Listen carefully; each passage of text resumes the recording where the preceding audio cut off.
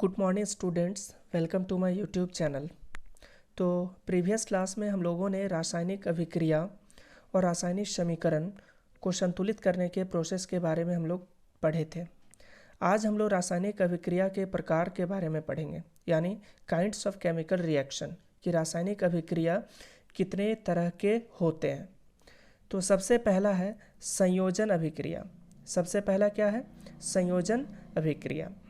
तो ऐसी अभिक्रिया जिसमें दो या दो से अधिक अभिकारक मिलकर एकल उत्पाद का निर्माण करते हैं, उसे संयोजन अभिक्रिया कहते हैं।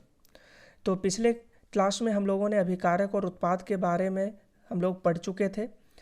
तो संयोजन अभिक्रिया में क्या होता है कि अभिकारक में दो अभिकारक होती है, ठीक है, और ये दोनों अभिकारक मिल करके एक नया उत्पाद का निर्माण करते हैं।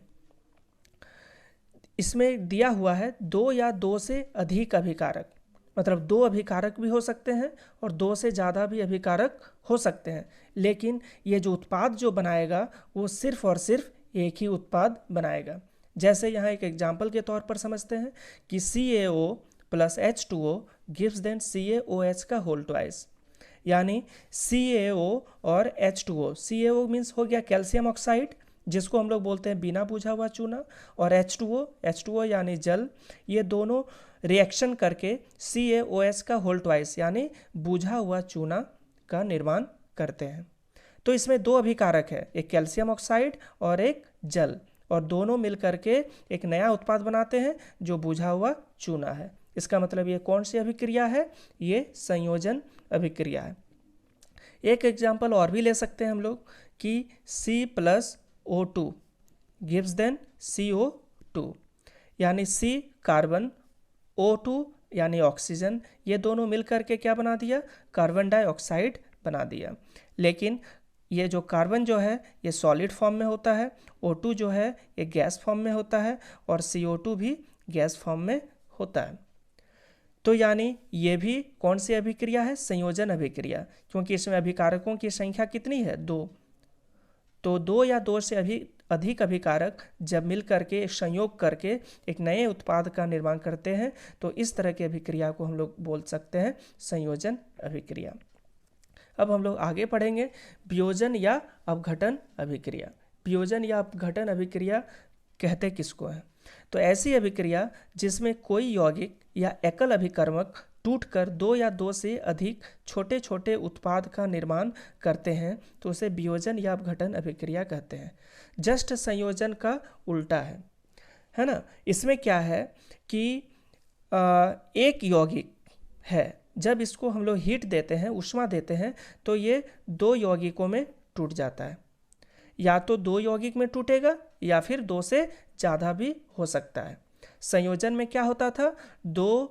दो या दो से अधिक जुड़ करके एक नया उत्पाद बनाता था, और वियोजन में क्या होगा? जस्ट इसका उल्टा, कि कोई एक यौगिक जो है या कोई एकल अभिकर्मक जो है ये टूट करके दो उत्पाद, छोटे छोटे उत्पाद वो बना देते हैं।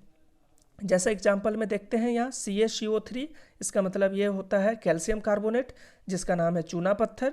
इसको जैसे ही हम लोग उष्मा देते हैं तो ये क्या बनाता है? CaO, that means calcium oxide, इसको बोलते हैं हम लोग बुझा हुआ चूना, और CO2 यानी कार्बन डाइऑक्साइड।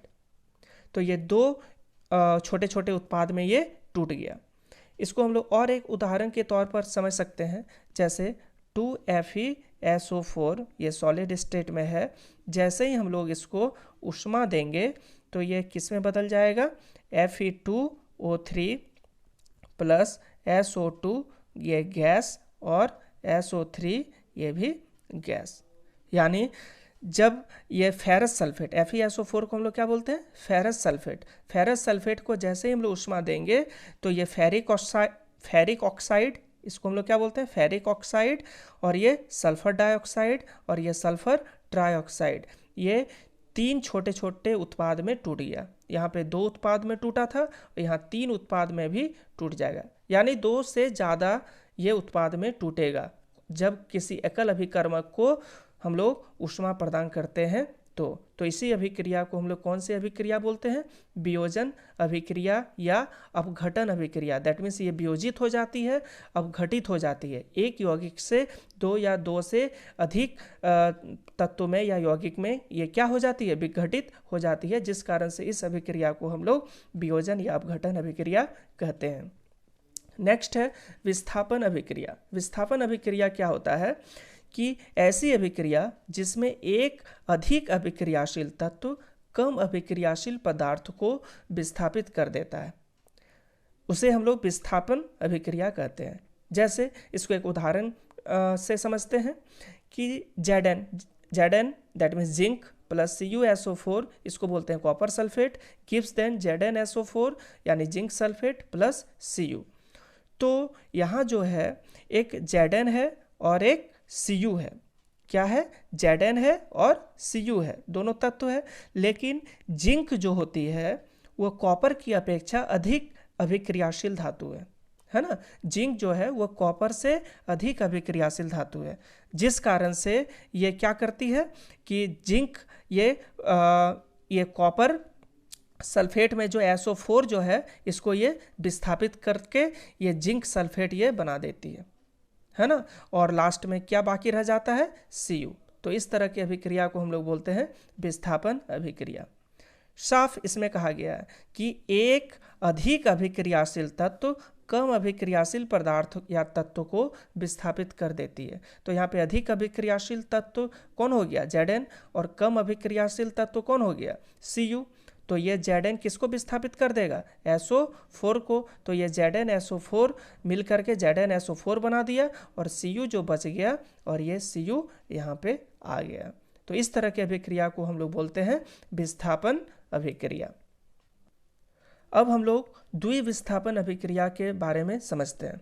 तो द्विविस्थापन अभिक्रिया क्या है कि ऐसी अभिक्रिया जिनमें अभिकारकों के बीच आयनों का आदान प्रदान होता है ना। जिनमें अभिकारक यहाँ पे कौन है? ये NO2SO4 जिसको हम लोग बोलते हैं सोडियम सल्फेट, और BaCl2 इसको हम लोग बोलते हैं बेरियम क्लोराइड। तो यही दोनों के बीच क्या होगा? आयनों का आदान प्रदान होगा, उसे ही द्विविस्थापन अभिक्रिया कहते हैं। जैसे यहाँ पे बेरियम जो होता है, बेरियम का आयन कितना है? Ba2+ है ना।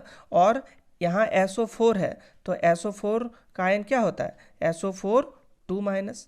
तो ये दोनों एक दूसरे से क्या कर लेगा? रिएक्शन कर जाएगा, और रिएक्शन करके ये क्या बना देता है? BaSO4। तो यहाँ बना दिया BaSO4 that means barium sulphate. और बचा क्या? इसका Na2 और ये Cl2। तो यहाँ बना दिया 2NaCl जिसको हम लोग बोलते हैं सोडियम क्लोराइड। यानी इसमें दो बार विस्थापन की प्रक्रिया होती है। किसके द्वारा? आयनों के द्वारा, है ना। साफ साफ कहा गया है कि जिनके अभिकारकों के बीच आयनों का आदान प्रदान होता है, तो आयन यहाँ पे SO4(2-) और Ba का Ba2+, तो प्लस माइनस में रिएक्शन होगा, यानी BaSO4 ये बना दिया BaSO4 that means barium sulphate, और NaCl बना दिया, जो बाकी जो है Na2 और Cl2 मिलकर के NaCl बना दिया, यानी सोडियम क्लोराइड। अब हम लोग कुछ और रासायनिक अभिक्रिया के बारे में देखते हैं कि एक है ऊष्माक्षेपी अभिक्रिया, है ना। कौन सी अभिक्रिया है? ऊष्माक्षेपी अभिक्रिया। तो इसमें क्या होता है कि ऐसी रासायनिक अभिक्रिया जिनमें उत्पाद के निर्माण के साथ साथ ऊष्मा भी उत्पन्न होती है ना। कि ऐसी रासायनिक अभिक्रिया जिसमें उत्पाद तो बनता है लेकिन साथ ही साथ ऊष्मा भी रिलीज होती है, उसे ही हम लोग क्या बोलते हैं? ऊष्माक्षेपी अभिक्रिया कहते हैं। जैसे CH4 that means methane 2O2 oxygen के साथ रिएक्शन करवा दिए, माने जैसे ही हम लोग मीथेन को ऑक्सीजन के साथ रिएक्शन करवा दिए तो उत्पाद में क्या बना? CO2 that means carbon dioxide, 2H2O that means जल, और साथ ही साथ ये क्या रिलीज किया? ऊर्जा को ये रिलीज कर दिया।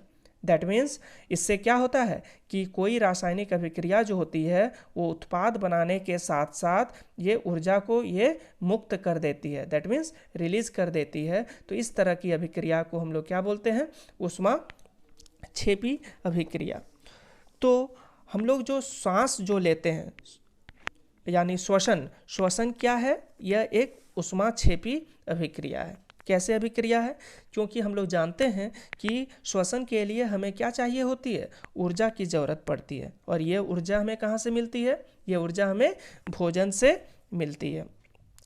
और पाचन और इसमें क्या होता है कि पाचन क्रिया के समय जो खाद्य पदार्थ क्या होता है, छोटे छोटे टुकड़ों में क्या होते हैं, टूट जाते हैं। जैसे किसमें? चावल, आलू और ब्रेड में जैसे कार्बोहाइड्रेट होता है, इन कार्बोहाइड्रेट के टूटने से क्या होता है? ग्लूकोज प्राप्त होता है। क्या प्राप्त होता है? ग्लूकोज प्राप्त होता है। और यही ग्लूकोज हमारे शरीर की कोशिकाओं में उपस्थित ऑक्सीजन के साथ, है ना, ऑक्सीजन के साथ मिल करके हमें क्या प्रदान करती है? ऊर्जा प्रदान करती है। ठीक है, तो इसी प्रकार से हम लोग यह कह सकते हैं कि क्या श्वसन भी एक ऊष्माक्षेपी अभिक्रिया है, क्योंकि उसमें जो होता है वो ग्लूकोज, जो भोजन, जो कार्बोहाइड्रेट के रूप में जो वो टूटता है, वो जो ग्लूकोज जो होता है वो क्या होता है कि ऑक्सीजन के साथ जैसे ही वो रिएक्शन वो करेगा तो वो क्या बना देगा? कार्बन डाइऑक्साइड बनाता है, जल का निर्माण करता है और साथ ही साथ ये ऊर्जा को भी ये रिलीज कर देता है। यानी ऊष्माक्षेपी अभिक्रिया में श्वसन भी शामिल है। अब नेक्स्ट हम लोग देखते हैं कि ऊष्माशोषी अभिक्रिया क्या है। कि ऊष्माशोषी अभिक्रिया में क्या होता है कि ऐसी रासायनिक अभिक्रिया जिसमें ऊष्मा का अवशोषण होता है। इसमें होता था कि ऊष्मा रिलीज होता था, लेकिन इसमें क्या है कि ऊष्मा का अवशोषण होता है, कि ऊष्मा को यह शोषित कर लेती है, तो उसे ही हम लोग ऊष्माशोषी अभिक्रिया कहते हैं। जैसे 2AgCl, है ना, 2AgCl, तो ये क्या बनाएगा? Ag बना देता है, यानी सिल्वर बना देता है। और क्लोरीन, क्लोरीन माने Cl2 यानी क्लोरीन बना देता है। कैसे बनाया? तो 2AgCl जो है यानी सिल्वर क्लोराइड जो है, ये सूर्य के प्रकाश को ये क्या किया? शोषित किया, अवशोषित किया, और उसके बाद ये क्या बनाया? सिल्वर बनाया और क्लोरीन बनाया। दैट मीन्स इस रिएक्शन के लिए इसको ऊष्मा की जरूरत पड़ी, तभी जा कर के वो क्या बनाया कि वो सिल्वर और क्लोरीन में बट गया। एक और उदाहरण लेते हैं, जैसे CaCO3, इसको जैसे ही हम लोग हीट करेंगे, ऊष्मा देंगे, तो ये क्या बनाएगा? CaO+CO2 यानी कैल्शियम ऑक्साइड बनाएगा और कार्बन डाइऑक्साइड बना देगा। लेकिन कैसे बनाएगा? जब इसको हम लोग हीट करेंगे, ऊष्मा देंगे तब। यानी ये भी ऊष्मा को ये क्या करता है कि अवशोषित कर लेता है। यानी ये किस तरह की अभिक्रिया है? ऊष्माशोषी अभिक्रिया है। तो ये था कुछ रासायनिक अभिक्रिया के प्रकार। आगे फिर हम लोग पढ़ेंगे। आशा करता हूँ कि आप सभी को समझ में आ गया होगा। Thank you.